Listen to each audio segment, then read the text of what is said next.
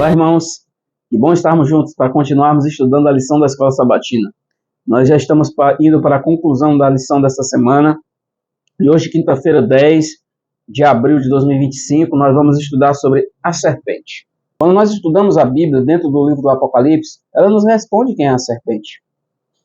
A serpente é o próprio diabo, o próprio Satanás, aquele anjo que vivia ali na presença de Deus, era um dos querubins cobridores. Se você ler o capítulo 28 do livro de Ezequiel e o capítulo 14 do livro de Isaías, você vai entender bem o que eu estou falando.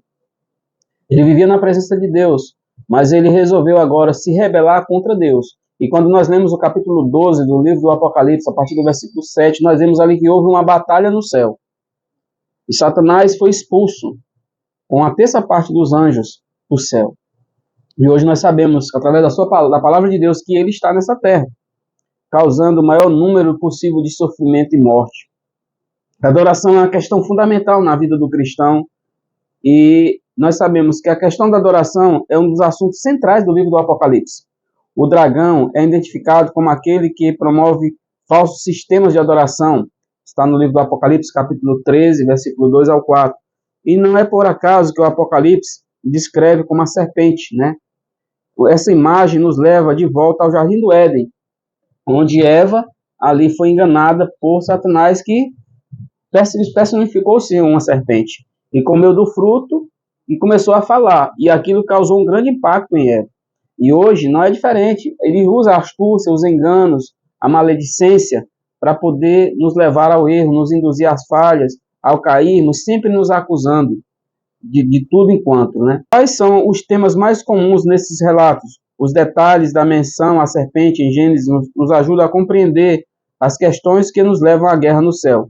Você pode ver isso lá em Gênesis 3, do versículo do 1 ao 5, Apocalipse 2, 12, do 1 ao 9, como a gente já mencionou.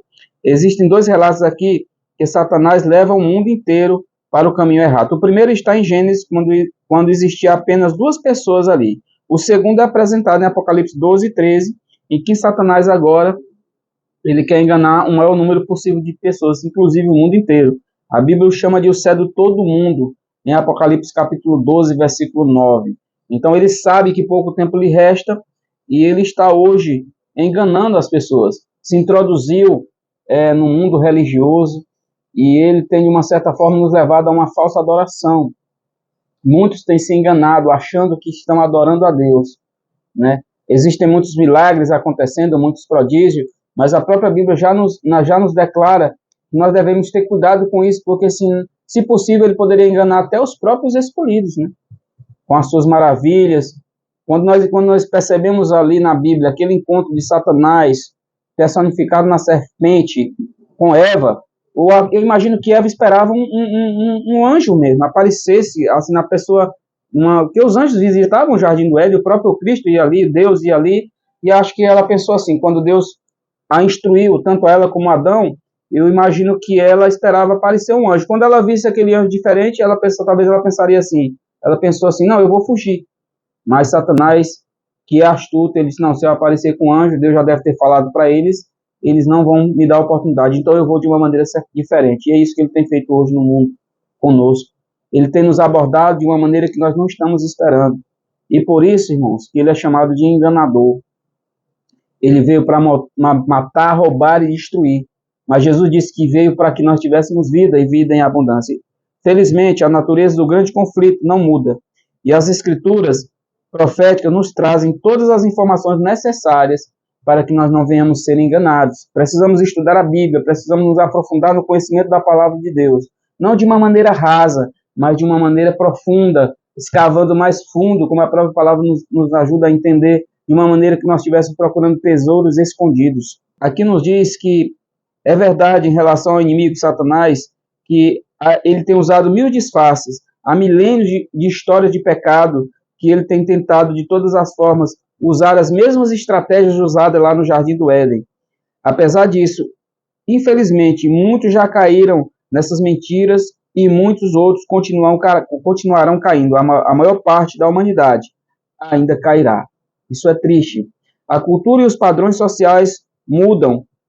Coisas antes aceitáveis se tornaram inaceitáveis e vice-versa. considerando que as questões centrais hoje que nós devemos colocar em foco no grande conflito é a adoração. A quem você serve, a quem você adora, por que você vai à igreja, por que você faz parte de uma religião, quais são os motivos que realmente lhe levam a cantar, a estudar a Bíblia, a adorar a Deus. Deus sabe o que passa no meu e no seu coração. Por isso você tem que ter cuidado, por isso que eu tenho que ter cuidado. Se eu não estou sendo enganado por mim mesmo e pelas falsas armadilhas de Satanás, em acharmos que nós estamos servindo a Deus verdadeiramente, não estamos. Deus conhece o nosso coração. Nós podemos nos enganar a nós mesmos, mas nós não podemos enganar a Deus.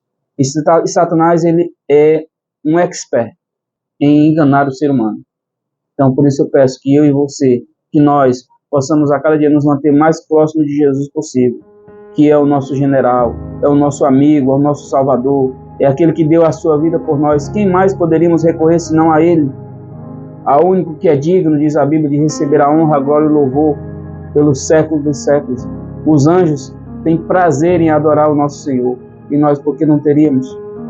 Quero fazer um apelo a você nesse momento. Se entregue a Jesus antes que seja tarde demais. E deixe Ele mudar a sua vida. A realidade do seu ser. E lhe concedeu o privilégio de que você possa um dia morar com Ele nas mansões celestiais. Ele é o Cordeiro de Deus que tira o pecado do mundo e pode tirar o pecado do seu coração também. Vamos orar. Grandioso Deus e eterno Pai, que habita nas mansões celestiais, mas habita dentro dos nossos corações também. Nós nos entregamos mais uma vez nas Tuas mãos e pedimos, Senhor, que o Senhor seja conosco. Nos prepare a cada dia para o Teu reino, nos molde o coração, retira de nós tudo aquilo que não visa com a Tua santidade e completa o incompleto das nossas vidas. Perdoa os nossos pecados. Em nome de Jesus. Amém.